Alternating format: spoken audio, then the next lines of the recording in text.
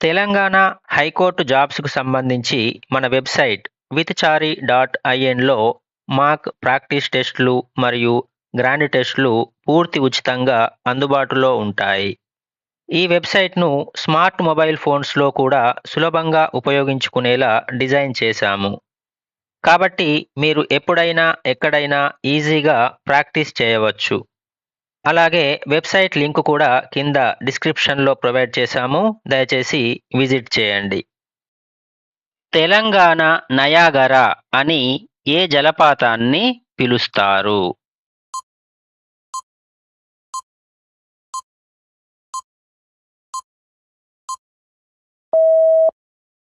బోగత జలపాతం. ములుగు జిల్లా వాజేడు మండలంలో ఉన్న బోగత జలపాతం అత్యంత వెడల్పైన ప్రవాహంతో అమెరికాలోని నయాగరా జలపాతాన్ని పోలి ఉండడం వల్ల దీనిని తెలంగాణ నయాగరా అని పిలుస్తారు.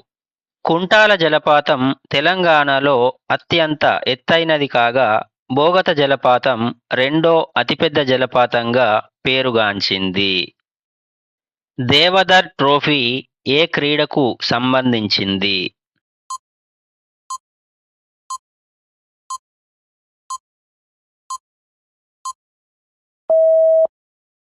క్రికెట్. దేవధర్ ట్రోఫీ భారతదేశంలోని ఒక ప్రముఖ దేశవాళీ లిస్ట్ ఏ క్రికెట్ టోర్నమెంట్. దీనిని 1973-74లో grand old man of Indian క్రికెట్గా పిలువబడే ప్రొఫెసర్ డిబి దేవధర్ పేరు మీదుగా ప్రారంభించారు. తెలంగాణ టైగర్ అని ఎవరిని పిలుస్తారు?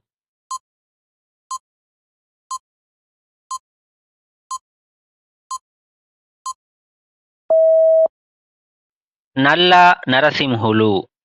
తెలంగాణ సాయుధ పోరాటంలో నిజాం రజాకార్లకు వ్యతిరేకంగా పోరాడిన నల్ల నరసింహులు గారిని ఆయన ధైర్య సాహసాలకు గుర్తుగా తెలంగాణ టైగర్ అని పిలుస్తారు. ఈయన జనగామ జిల్లా కడవెండి గ్రామానికి చెందినవారు. అయోధ్య నగరం ఏ నది ఒడ్డున ఉంది?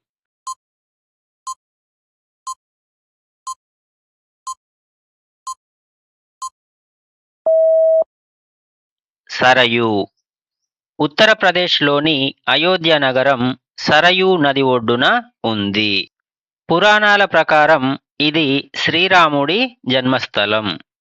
మిగతా వాటిలో వారణాసి మరియు హరిద్వార్ వంటి పుణ్యక్షేత్రాలు గంగా నది ఒడ్డున ఉండగా ఆగ్రా మరియు ఢిల్లీ నగరాలు యమునా నది ఒడ్డున, అలాగే ఉత్తరప్రదేశ్ రాజధాని లక్నో గోమతి నది ఒడ్డున ఉన్నాయి. లక్నవరం చెరువు తెలంగాణలోని ఏ జిల్లాలో ఉంది?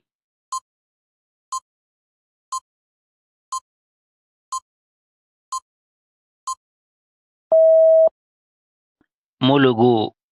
కాకతీయుల కాలంలో నిర్మించబడిన చారిత్రక లక్నవరం చెరువు ప్రస్తుతం ములుగు జిల్లా గోవిందరావుపేట మండలంలో ఉంది. అయితే ఇది గతంలో వరంగల్ జిల్లాలో భాగంగా ఉండేది.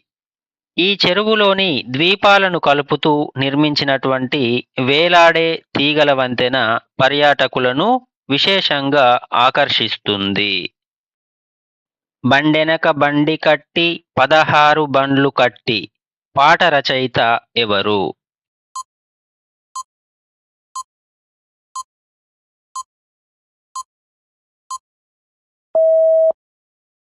బండి యాదగిరి. తెలంగాణ సాయుధ పోరాట కాలంలో నిజాం అరాచకాలకు, భూస్వామ్య వ్యవస్థకు వ్యతిరేకంగా బండి యాదగిరి ఈ ప్రసిద్ధ పాటను రచించారు.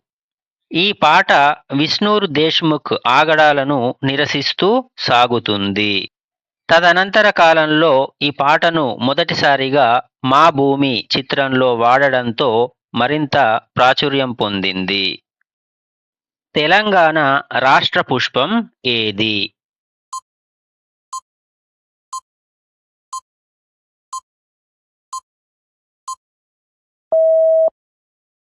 తంగేడు పువ్వు. తెలంగాణ ప్రభుత్వం తంగేడు పువ్వును రాష్ట్ర పుష్పంగా ప్రకటించింది. బతుకమ్మ పండుగలో ఈ పువ్వుకు అత్యంత ప్రాముఖ్యత ఉంది. భారత జాతీయ పుష్పం తామర కాగా ఆంధ్రప్రదేశ్ రాష్ట్ర పుష్పం మల్లెపువ్వు. ప్రసిద్ధ బైశాఖి పండుగ ఏ రాష్ట్రానికి సంబంధించింది?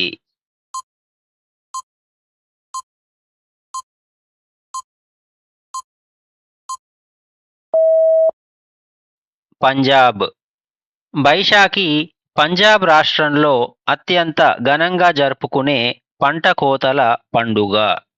ఇది సిక్కుల నూతన సంవత్సరంగా మరియు సిక్కు గురువు గురు గోవింద్ సింగ్ కల్సా పంత్ను స్థాపించిన రోజుగా ప్రత్యేక ప్రాముఖ్యత కలిగి ఉంది.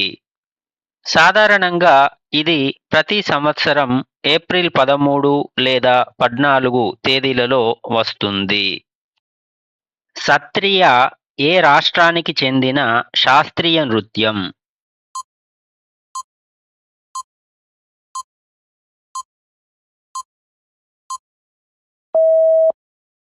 అస్సాం. సత్రియ నృత్యం అస్సాం రాష్ట్రానికి చెందిన ప్రాచీన శాస్త్రీయ నృత్యం. దీనిని 15వ శతాబ్దంలో గొప్ప వైష్ణవ సంస్కర్త మరియు సెయింట్ శ్రీమంత శంకరదేవ రూపొందించారు. 2000 సంవత్సరంలో సంగీత నాటక అకాడమీ దీనికి శాస్త్రీయ నృత్య హోదాను కల్పించింది. జాతీయ సైన్స్ దినోత్సవాన్ని ఏ రోజున జరుపుకుంటారు?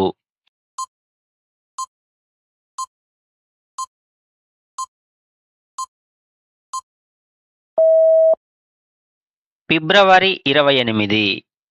ప్రముఖ భారతీయ శాస్త్రవేత్త సర్ సివి రామన్ 1928 ఫిబ్రవరి 28న రామన్ ఎఫెక్టును కనుగొన్నందుకు గుర్తుగా ప్రతి సంవత్సరం ఈ రోజును జాతీయ సైన్స్ దినోత్సవంగా జరుపుకుంటారు. ఈ ఆవిష్కరణకు గాను ఆయనకు 1930లో భౌతిక శాస్త్రంలో ప్రతిష్టాత్మకమైన నోబెల్ బహుమతి లభించింది. మై కంట్రీ మై లైఫ్ అనేది ఎవరి ఆత్మకథ?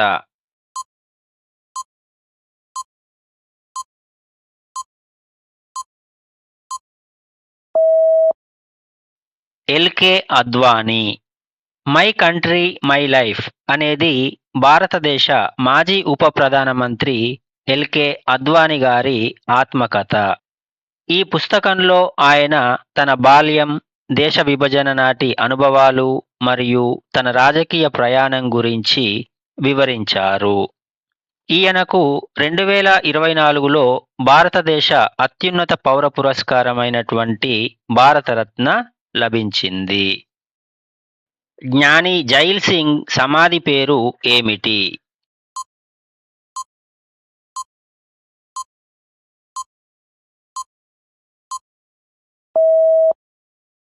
ఏక్తా స్థల్. భారత 7వ రాష్ట్రపతి మరియు మొదటి సిక్కు రాష్ట్రపతి అయిన జ్ఞాని జైల్ సింగ్ సమాధిని ఏక్తా స్థల్ అని పిలుస్తారు. ఇది న్యూఢిల్లీలో ఉంది. ఏక్తా స్థల్ అంటే ఐక్యతకు నిలయం అని అర్థం.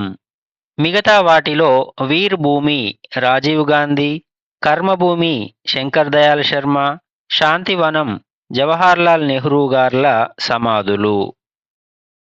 దేశ్ బచావో దేశ్ బనావో అనేది ఎవరి నినాదం?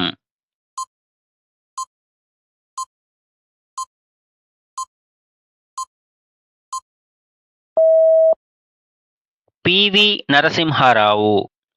భారత మాజీ ప్రధాని మరియు భారత ఆర్థిక సంస్కరణల పితామహుడుగా పేరుగాంచిన పివి నరసింహారావు గారు 1990వ దశకంలో ఆర్థిక సంస్కరణల సమయంలో దేశ్ బచావో దేశ్ బనావో అంటే దేశాన్ని కాపాడండి, దేశాన్ని నిర్మించండి అనే నినాదాన్ని ఇచ్చారు. ఆయనకు 2024లో మరణానంతరం భారతరత్న పురస్కారం లభించింది. ఉస్తాద్ అల్లారకా ఖాన్ ఏ సంగీత వాయిద్యంలో సుప్రసిద్ధ విద్వాంసుడు?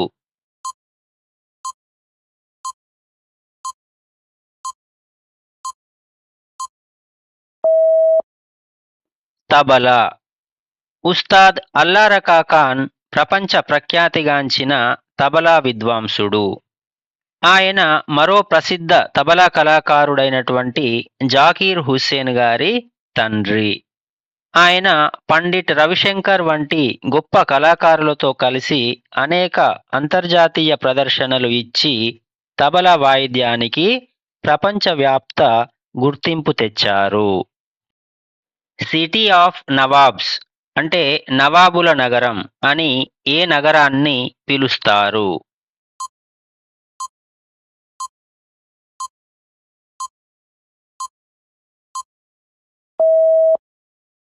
లక్నో. ఉత్తరప్రదేశ్ రాజధాని అయిన లక్నో నగరాన్ని సిటీ ఆఫ్ నవాబ్స్ అంటే నవాబుల నగరం అని పిలుస్తారు. 18, 19 శతాబ్దాలలో అవధ్ నవాబుల పాలనలో వారి సంస్కృతి, కళలు, వాస్తుశిల్పం మరియు ఆతిథ్యం కారణంగా ఈ నగరానికి ఆ పేరు వచ్చింది. హైదరాబాద్ నగరాన్ని ముత్యాల నగరం అని పిలుస్తారు. భారతదేశంలో అతిపెద్ద జాతీయ పార్కు ఏది?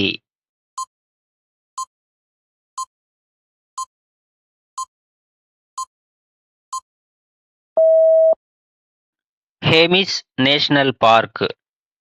లడఖ్ కేంద్రపాలిత ప్రాంతంలో ఉన్న హేమిస్ నేషనల్ పార్క్ సుమారు 4400 చదరపు కిలోమీటర్ల విస్తీర్ణంతో భారతదేశంలోనే అతిపెద్ద జాతీయ పార్కుగా గుర్తింపు పొందింది. ఇది సముద్ర మట్టానికి అత్యంత ఎత్తులో ఉంది మరియు అంతరించిపోతున్న మంచు చిరుతల అంటే స్నో లెపార్డ్స్ సంరక్షణకు ప్రపంచవ్యాప్తంగా ప్రసిద్ధి చెందింది. స్టాచ్యూ ఆఫ్ యూనిటీ ఏ రాష్ట్రంలో ఉంది?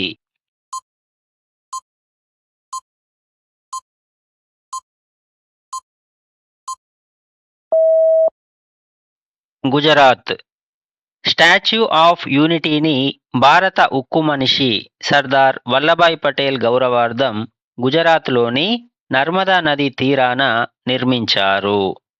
ఇది 182 మీటర్లు అంటే 597 అడుగుల ఎత్తుతో ప్రపంచంలోనే అతిపెద్ద విగ్రహంగా రికార్డు సృష్టించింది.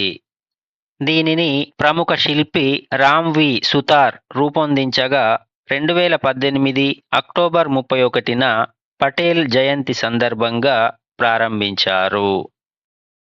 పంజాబ్ మరియు హర్యానా రాష్ట్రాల ఉమ్మడి రాజధాని ఏది?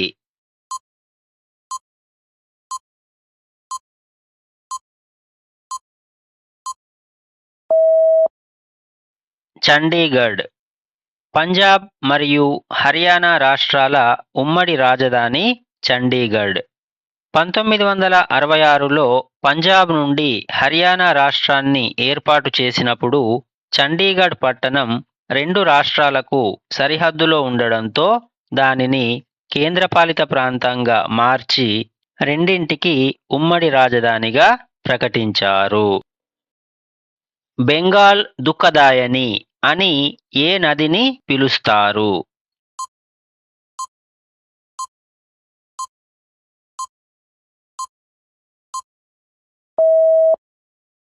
దామోదర్ నది.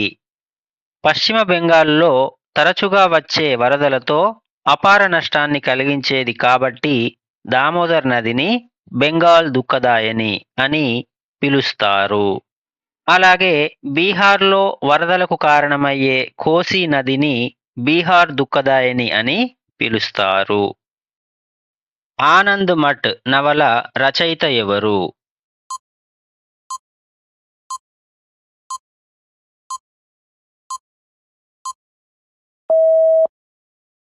బంకిం చంద్ర చటర్జీ. 1882లో ప్రచురితమైన ప్రసిద్ధ బెంగాలీ నవల ఆనంద్ మఠ్ను బంకిం చంద్ర చటర్జీ అంటే బంకిం చంద్ర చటోపాధ్యాయ రచించారు. ఇది 18వ శతాబ్దపు చివరలో జరిగిన సన్యాసి తిరుగుబాటు నేపథ్యంతో సాగుతుంది. మన జాతీయ గేయం వందే మాతరం ఈ నవల నుండే తీసుకోబడింది. ఈ వీడియోలో 20 క్వశ్చన్స్ మాత్రమే ఇవ్వడం జరిగింది. అయితే దీనికి సంబంధించి టోటల్ 45 క్వశ్చన్స్తో కూడిన మోడల్ టెస్టు మన వెబ్సైట్ withchari.inలో అప్లోడ్ చేసినాము. అక్కడ చూడండి. దానికి సంబంధించి వెబ్సైట్ లింకును కింద డిస్క్రిప్షన్లో ప్రొవైడ్ చేశాము. ఆ లింక్ను క్లిక్ చేసి మీరు వెబ్సైట్లో ప్రాక్టీస్ చేసుకోవచ్చు.